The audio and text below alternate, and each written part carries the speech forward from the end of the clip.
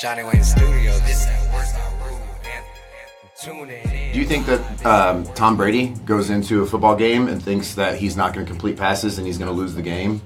You know, no. He'd never get a W. No, because he's full of confidence. Like, you need to go into anything you're doing with confidence. Because self-doubt, obviously, is the self-sabotage, and then low confidence, and you don't believe in yourself. And if you continue to try different dieting techniques and try different things at the gym and it's not working, how much confidence do you have in achieving your goals? Like, it's zero.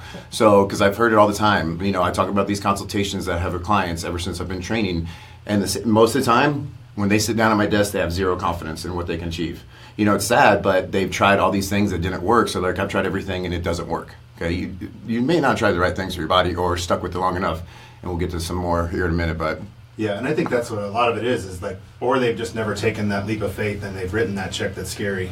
Yep. You know, they've never actually they've tried things, but, you know, this isn't something that's going to work. Oh, I started November 1st and now November 14th, I don't see any results. Well, that's not long enough. Mm-hmm. I mean, so that's where you can't doubt yourself 2 weeks in. You know, it's a long haul thing, and you got to look for the small things too. You know, hey, you're down 2 pounds in 2 weeks, awesome. You know, that's just something that you got to pump yourself up with. But, you know, it is. And I think if somebody overcame just the self-doubt in life in general, then their fitness goals are going to be completely different after that. Fitness goals, family, business, everything. All across the board. All across the board. Everything boils down to your self-confidence and believing in yourself. Like, if you have constant negative self-talk, okay, whether it's conscious or subconscious negative self-talk, you are just burying yourself in a big hole that you're going to have to climb out of. So switch that negative self-talk into positive. No, if anything pops up in your head, then completely flip around the opposite direction and believe in yourself and say your affirmations daily.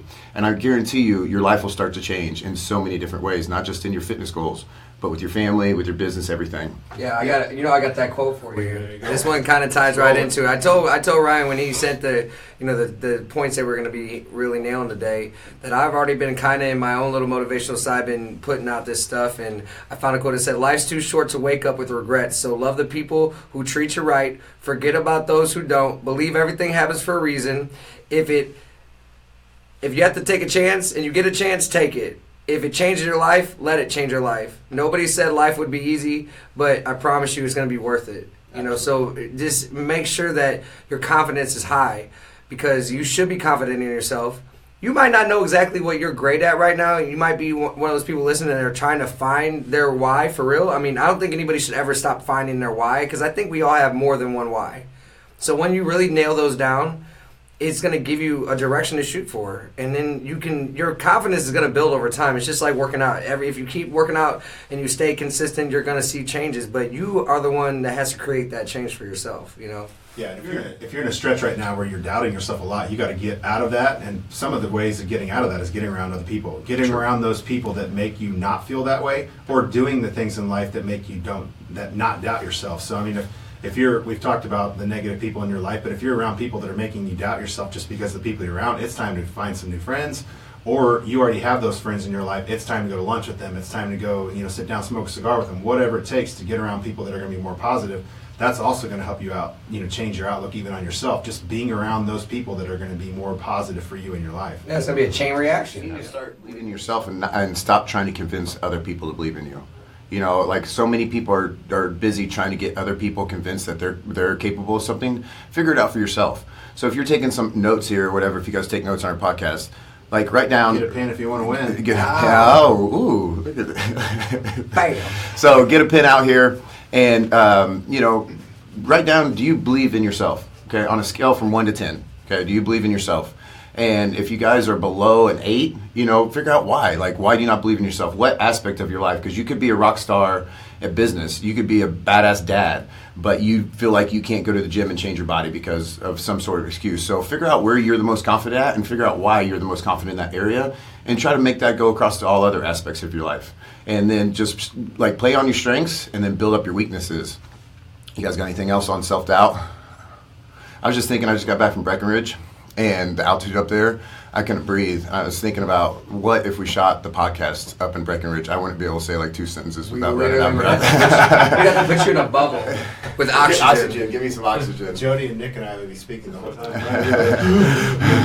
Inhaler. I was like walking up the stairs, had to sit down halfway up the stairs. I don't know what's going on. Oh, no. All right, so self-doubt. Believe in yourself, okay? Believe you can achieve whatever you put your mind to and go after it. Number 2, ignorance.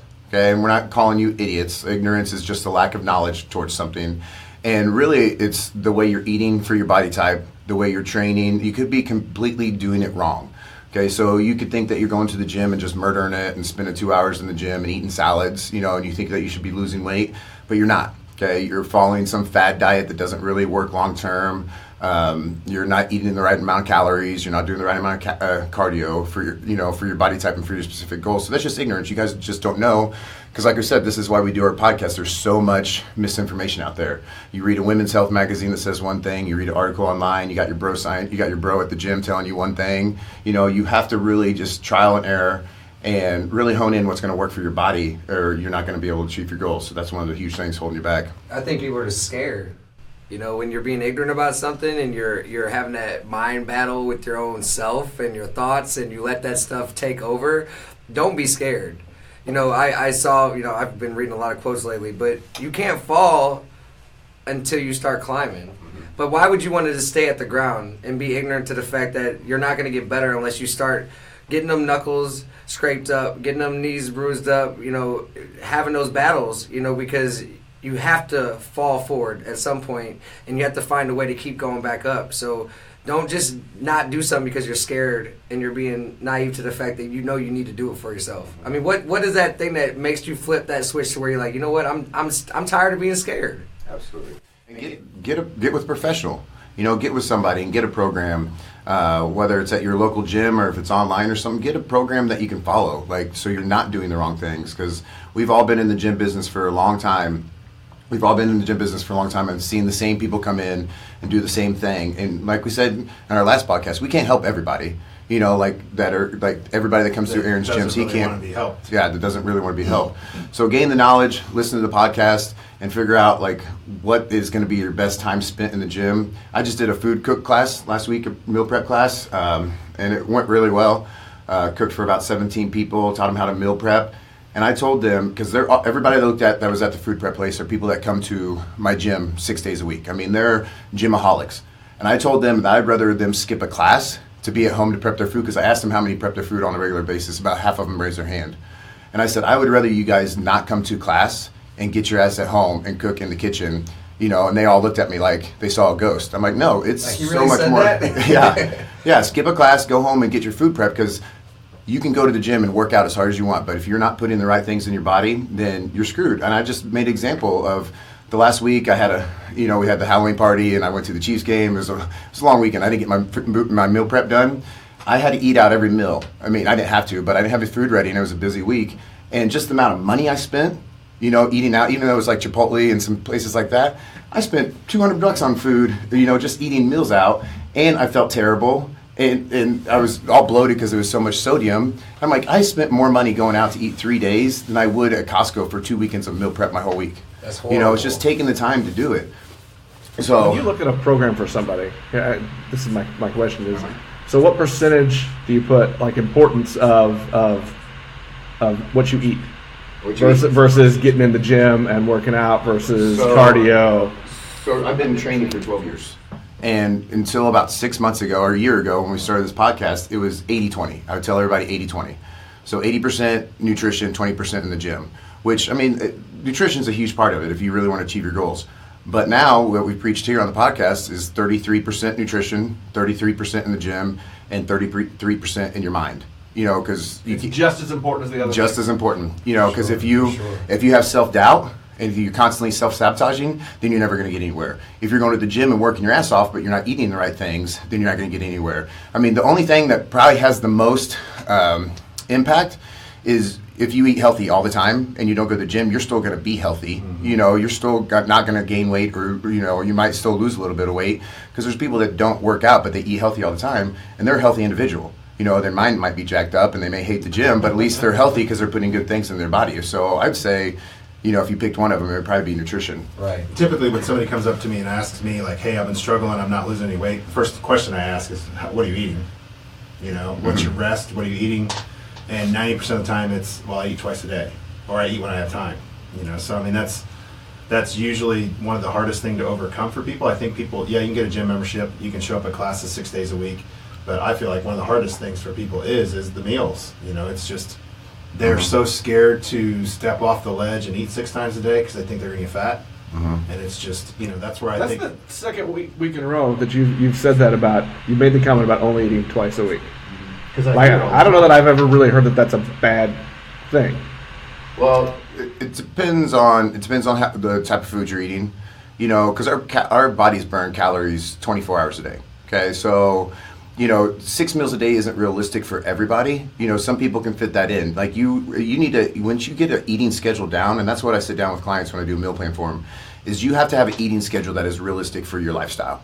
So if you're running kids around and everything, it's not realistic to be able to heat up a meal every 3 hours. So you may have to condense some other calories into other meals. It really just depends on getting all your calories in. So if you eat 2 meals a day and you're on 1,600 calories, it's going to be kind of hard, especially for like a female, to get 800 calories in 2 meals. So if you do eat less meals than that, you're more than likely going to be under eating. So you're not getting all your calories in. So really, you need to figure out. That's like my first question when I sit down with somebody to meet with a meal plan is, what does your day look like? Okay, what time do you wake up? What time do you go to work? What time do you have a break at work? What time do you pick up kids? What time do you eat dinner? So you need to map that out and say, okay, I can eat every day at this time. Because if you're in meetings, everything, you miss a meal, then you have to condense other meals. So just figure out a eating schedule that can work with you consistently. Yeah, normally what I find is people I just had this conversation with a guy the other day. Well, I get up and have like a peanut butter sandwich in the morning, and then I have salad later on during the day. I mean, that's 2 meals. And then he goes, well, then I do a protein shake after a workout. I mean, he's getting in 800 calories for the whole day. Yeah. And he is overweight. He wanted to go on to vacation. He wanted to lose a certain amount of weight in that time period, and it's not going to happen. Because he's very low on calories. So hey, why am I not losing weight? Well, your body's not even doing anything. Your metabolism's not even working at that point in time. Yeah. So for instance, I have to eat more meals a day, or Aaron, somebody our size that's over 200 pounds.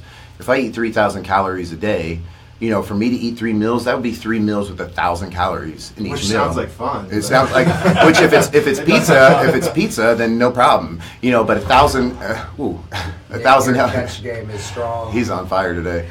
The reaction skills on that. We just had a camera almost bite the dust twice today. He literally has caught it every like time. Like a puma. He's just like. You should saw him on the other one when this one fell. I did not puma this one. So for me, if I have to get 3,000 calories in, that's 3,000 calorie meals. That's not realistic. Like I'll be stuffed and I won't want to eat again. So I have to chop those up into more meals. So 6 meals at 500 calories is more realistic. But if you're a female and you're on 1,500 calories, 3 meals at 500, you might be able to get that in, but you'll probably need to chop it up and get a snack and something else in to get all your calories in. But like I said, I'm not going to do a meal plan and give somebody food that they can't choke down. Okay, you got to be able to enjoy it, or you're not going to do it for long term. And you have to get an eating schedule that works with your life, or you're going to fail as well. Just like a workout, your workout schedule has to be that way too. You can't just, if you join a gym that's open from 6 to 8. And you work from 9 to 7, you're probably not going to work out. So you got to get a gym that's open not longer too. And I always tell people, everybody has a calendar. We all live on a calendar. You got to put your calendar every day you work out. Yep. If you work out 3 days a week, then Monday, Wednesday, Friday at 9 a.m. I'm going to be in the gym. It should be on your calendar every single Monday, Wednesday, Friday. Absolutely. You guys got anything else about ignorance? Well, we just don't be ignorant. Just don't be ignorant. Right. Lock it down. Let's go. You idiot. Lock it down. Okay. So number 1, self-doubt. Number 2, ignorance. So figure out what works for you and run the play. Run the playbook. Run the play. Number 3 is lack of consistency. Okay. So you can't go on a program for 2 weeks and then fall off and then jump back on a week later and jump off and jump on and jump off and expect it to work. Like, you are not going to go anywhere. You're just going to be spinning your wheels. Have you seen a hamster in a hamster wheel? That's you chasing your goals. You're not moving. You're not going forward anywhere. One spot. I mean, I get it. Everything that we preach to you guys on this podcast, we struggle ourselves with. Okay, I struggle with being consistent in the gym, and I struggle with being consistent in other things in my life. I don't know if I told this story. Did I, about the comparison about where I'm at in business to where I want to be? Did I give you that? So I was at the Arte in St. Louis. I thought I talked about this on the live podcast, but I'll say it again. Did I, Nick? Yeah, I think you did. Oh. So basically, being consistent in business. Like, I'm growing the business. I have so many business goals I want. And I can sit down and preach all day long to my clients about staying consistent on their meal plan and staying consistent at the gym, because I know I can do that. But for me, consistency is in business. Like, it's hard for me to be consistent because I see something shiny all the time, and I have a different business idea. I have something, so sometimes I feel like I do a lot of different things half-ass, because it's hard to be consistent with that, and it's hard to stay focused. So that's no different than you guys doing that in the gym. Like, we all have our struggles. Like, and mine is being consistent with things like that. But when I'm on it in the gym, I could be on it. Like, there's no waiver when, like, I'm getting ready for Olympia. Full-time job, I was on it all the time, never missed a meal, never missed a workout. But then maybe I wasn't consistent with business during that time. So you got to find that balance as well. Yeah, you should make it an obligation. Just like being happy and having a great day every day, you should do that consistently. I mean, we all have those moments, but make it an obligation that you stick to a plan, because once you do that, you'll get in that rhythm. You'll start to find out this really does fuel my fire. This does get me up and moving. It does excite me to know that, hey, I got another chance tomorrow to do something great with my life. So change your ways and start saying, you know what, this should be my obligation to do something consistently great for myself, and that's when you'll find that switch inside you, and you won't want to let up. You won't want to slow down. You'll want to keep going after those goals and not be stuck in that hamster wheel, and actually start making progress and actually see results. And then you're going to keep filling that bucket up. So make it an obligation to be consistent. Stop lacking where you should be picking up that slack, Yeah, and realize everybody's going to have some issue with consistency. I mean, I don't have a problem with consistency in working out. It's just not something I have to struggle with. I mean, no matter what, every year I work out 340 sometimes days a year. It's not hard for me to work out. My thing is 8 o'clock at night. Yep. When the munchies hit, and then now I'm grabbing the bag of chips and the salsa or the popcorn, or now I'm consuming 1,000 calories in about 4.5 minutes, and then I'm miserable for the rest of the night. But, I think with that consistency thing, I think it also goes back to, some of the above, the ignorance and the self-doubt, that people are so scared of spending money on themselves. Mm-hmm. Our local Fox 4 network here in town that we're all friends of, literally yesterday on the news talked about how people spend more money on their pets than they do themselves. I do not doubt it. That's sad. I do not doubt it. Is. I know they're like family, we got to take but care of Sparky, and we got to take care of Otto and our other animals. But I mean, at the same point in time, you can't even spend $30 for a gym membership or $100 on a meal plan, but yet you're spending that kind of money on toys that your dogs are just going to tear up and mutilate. Mm-hmm. I mean, let's put it in perspective. Is your dog? My wife and I are huge animal lovers. But your dog's not going to live 90 years like you. Do you want to live 90 years? If you're spending money on your dog that's going to live 12 and nothing on yourself, you're going to live 60. Yep. That blows my mind all the time. We've said it almost one way or another in almost any podcast is investing in yourself. We did the analogy of you had one car, you take care of it. Yeah. You maintenance your car, you do everything. But there's some people out there, and it's probably a outstanding amount. Like I haven't thrown out one of my stats recently, but here we go, Ryan's stat. There's probably 72.5% of the population in the last census that do not do anything to take care of their health.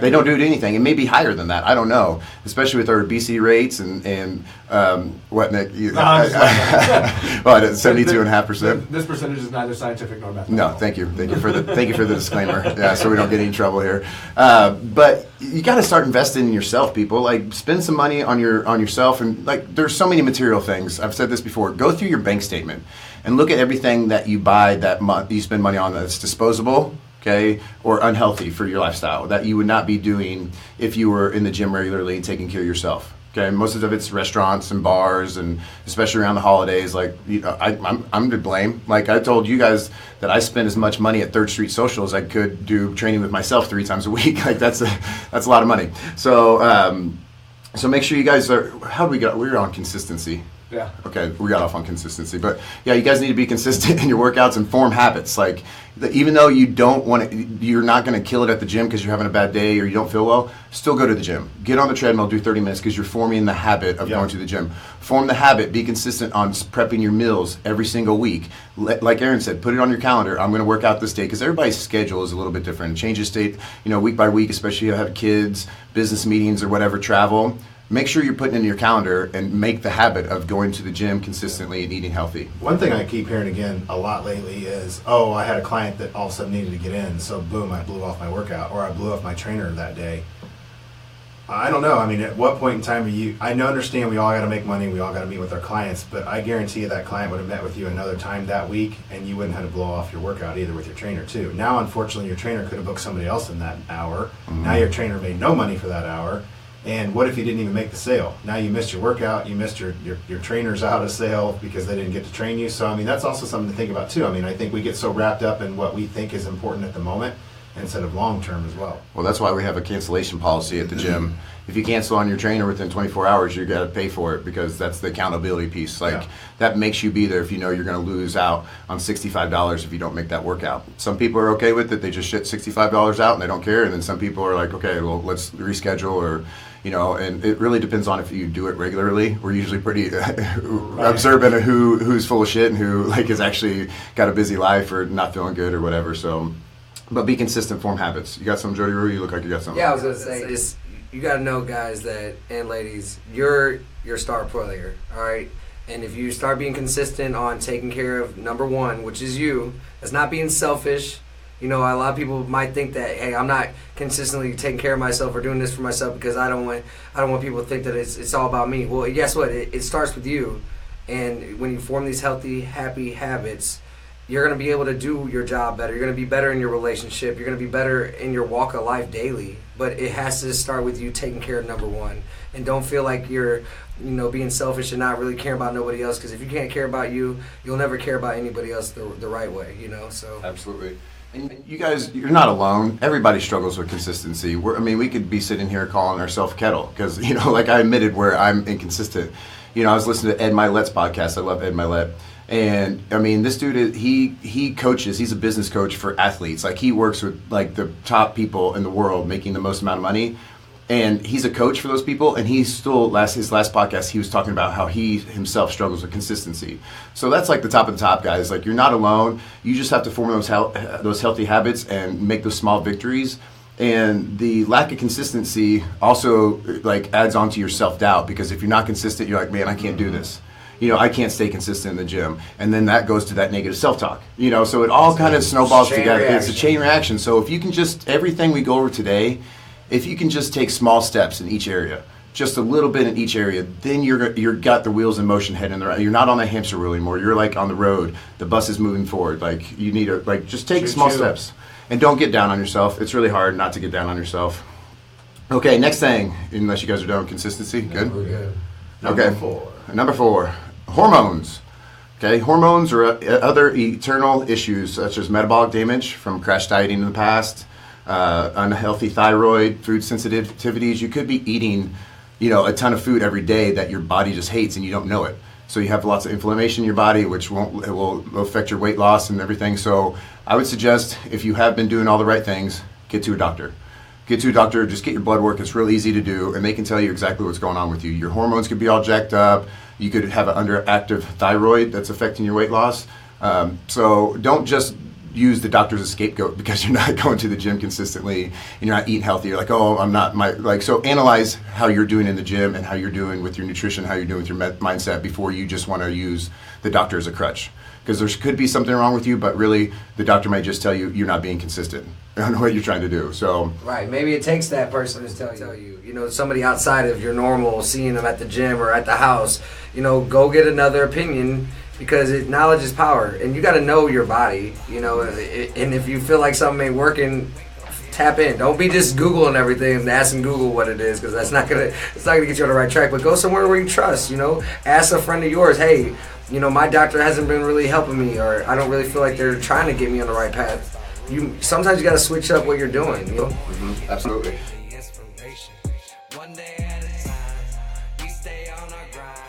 You have been listening to Shred with host Ryan Waters, along with Aaron Simpson and Jody Rue. The Shred podcast is produced by Nick Parker and the Fredcast Network. Subscribe to Shred on Apple Podcasts, Google Podcasts, Spotify, or most any of your favorite podcast apps. Have a topic, idea, or question for Ryan and the gang? Connect with us on Facebook at Shred Podcast. Too fresh, too clean. In your mouth like Listerine. Swish swash, swish swash. Ooh.